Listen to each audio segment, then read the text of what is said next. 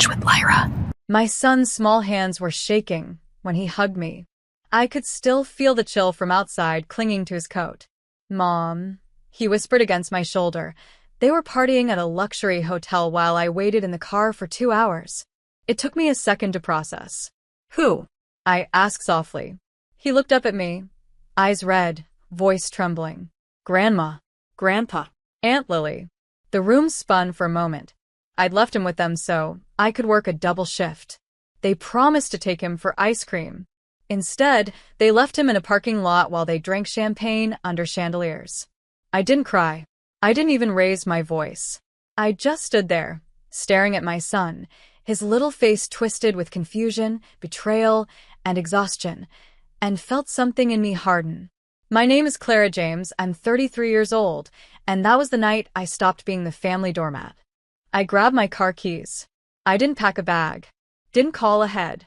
I just drove, headlights slicing through the rain, toward the same house where I grew up being told to be grateful for scraps. When I pulled into their driveway, I could already hear music through the walls. Laughter. Glasses clinking. The sound of people who'd forgotten what decency felt like. I stepped out, wiped my face once, and whispered, "Let's finish this." The front door was wide open, spilling golden light and laughter onto the porch like some grotesque celebration of everything I'd escaped. Perfume, whiskey, and roasted lamb filled the air, scents I used to associate with family gatherings. Now, they just smelled like betrayal. From the threshold, I saw them. My mother twirling a glass of champagne, my father laughing too loud, and Lily, my perfect sister, showing off a designer handbag probably paid for with the loan I gave her months ago. And in the corner of the couch sat an untouched slice of cake, the one they were supposed to share with my son. I stepped inside quietly. No one noticed at first. Then Lily saw me and froze mid-laugh, her lips curling into that same patronizing smile she used to give me at every family dinner. "Oh," she said sweetly. "The working-class hero decided to join us." Dad chuckled. "You should have called first, Clara. We're kind of busy celebrating Lily's promotion." I glanced around the room, the velvet curtains, the chandelier, the table loaded with food, and then said evenly, "I didn't come to eat." Mom set her glass down, visibly annoyed. "Then what do you want?" I reached into my purse, pulled out my phone, and pressed play. Their laughter vanished the moment they heard my son's voice on the recording. They left me in the car. "I was so cold, Grandma." The sound of my son's trembling voice filled the room, small, scared, echoing through the living room like a ghost they couldn't silence. Grandma said not to move. She said good kids wait quietly. But I got hungry. I was scared. My mother's hand froze midair, her glass trembling slightly. Dad's face turned pale. Lily's fake confidence slipped into panic. "Clara," Mom started, forcing a brittle laugh, "you're misunderstanding." "No," I interrupted. "For once in your life, listen." The video continued. My son's voice cracked as he whispered.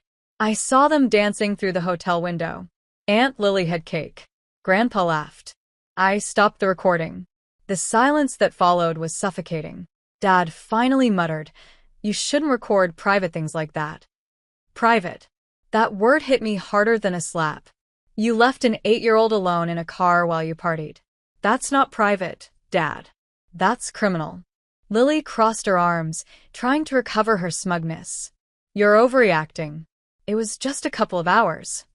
I took a step closer, my voice shaking, not with fear, but fury.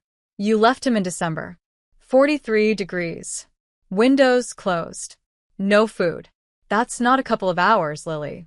That's neglect." Mom slammed her glass down. "Don't talk to your sister that way."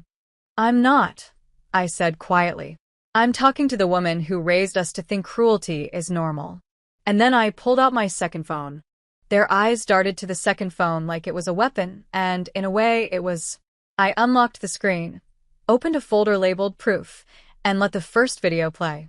The footage showed my parents walking out of the luxury hotel, laughing, champagne in hand. Behind them, through the glass doors, was Lily, snapping selfies, posing with guests, twirling under fairy lights.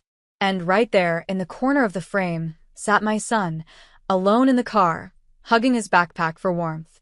Mom's jaw clenched. "Where did you get that?" "The hotel cameras," I said coldly. "Apparently money doesn't just buy drinks, it buys stupidity too. You forgot I handle their legal contracts." Dad tried to stand. "You can't show this to anyone, Clara. This could ruin." "Good," I said. "Maybe ruin is what it takes for you to finally feel something." Lily scoffed, trying to regain control. "You always loved playing the victim. What do you want, Clara? Pity? A show?" I leaned closer. "No, Lily. "I want accountability." Then I opened the next file, a screenshot of the text messages Lily sent me earlier that week. "Keep your son at home. Mom doesn't want him embarrassing us again." Mom's face drained of color. Dad whispered, "Lily, you didn't." But Lily said nothing, just stared at the screen as her entire image of perfection cracked. The silence that followed was like a thunderstorm right before it breaks. No one moved. Even the chandelier seemed to hum with tension. Mom finally found her voice, sharp, defensive, trembling. "Clara, you've always been dramatic. Why are family issues like this? We all make mistakes." "Mistakes?" I laughed bitterly. "Leaving a child in a locked car while you sip champagne isn't a mistake. It's cruelty dressed as family tradition." Dad rubbed his temples. "Enough. You've made your point. What are you trying to do? Destroy us?" I looked at each of them, the same people who'd spent my entire life making me small, apologetic, quiet. And suddenly something inside me snapped. "No," I said slowly. "I'm not here to destroy you. I'm here to stop pretending you didn't already destroy me." Lily stood up, fury flashing in her eyes. "You think you're so perfect? You're just jealous. You always were." I smiled, not out of joy, but clarity. Jealous of what? The ability to look in the mirror and feel nothing? The talent of stepping over anyone weaker and calling it family pride? She opened her mouth, but I raised my hand. "Don't bother. You've already spoken enough in my son's tears." Then I tapped a final message on my phone and said, "I wasn't recording this for me." The sound of sirens began faintly outside. Their eyes widened in disbelief. The sirens grew louder, a cold, rising wail slicing through their laughter, their champagne, their entire illusion of control. Lily turned pale first. Mom's glass slipped from her hand and shattered on the marble floor. "What did you do, Clara?" Dad barked, his voice trembling more than he wanted it to. "I told the truth," I said quietly. "To the police, to child protection, and to the people who actually care about children's lives more than appearances." Mom's voice broke into a whisper. "You called the police on your own family?" "My son is my family," I said, stepping closer. "You stopped being that the moment you made him wait outside while you laughed about how I'd never make it." The front door burst open. 2 officers entered, led by a woman from the Department of Child Welfare. Her tone was firm, professional. "We received a report about child neglect. We'll need everyone who is present at the hotel to provide statements." Lily's husband stuttered. "This is a misunderstanding." But the officer interrupted. "There's video evidence. We've already reviewed it." Mom looked at me with disbelief, like she couldn't recognize the daughter she'd raised to be silent. "You planned this," she whispered. "Yes," I replied, my voice steady. "All night, while you slept comfortably after hurting a child."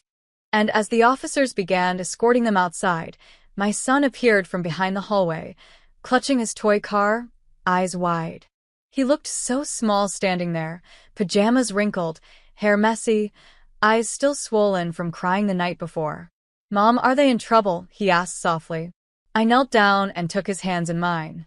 "No, sweetheart," I said, voice steady but thick.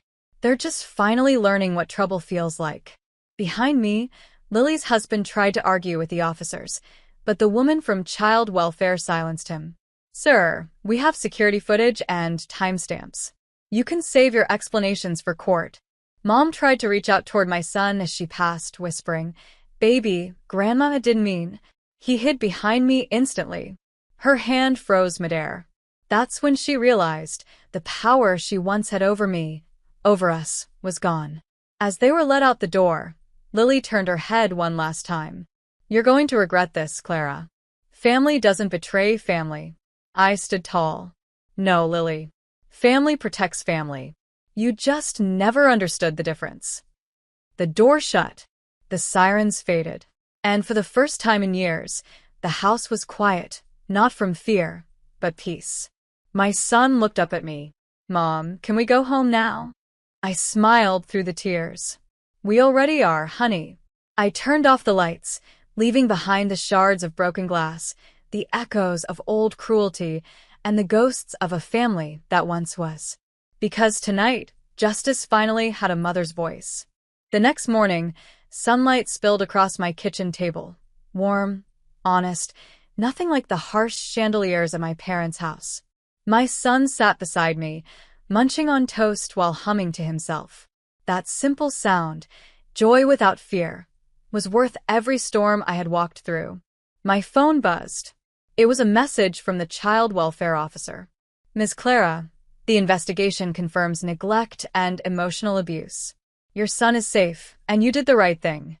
I exhaled, slow, trembling, but free. Then another buzz. A local news link. Prominent family under investigation after child neglect report. Their names. Their faces. The same people who used to humiliate me now plastered across screens for what they truly were. Mom called that afternoon. Her voice was weak, stripped of its usual superiority. Clara, we lost everything. Why would you do this? I stared out the window, watching my son draw superheroes on the glass with his markers. Because you made me choose, I said softly, between silence and survival. There was a pause. You destroyed this family. No, I whispered. You did. The day you taught your grandson that love could wait in a car. She didn't respond. Just silence. When the call ended, I deleted her number. That night, I tucked my son into bed and whispered, You're safe now, and you'll never wait alone again. I turned off the light. Heart steady, peace earned.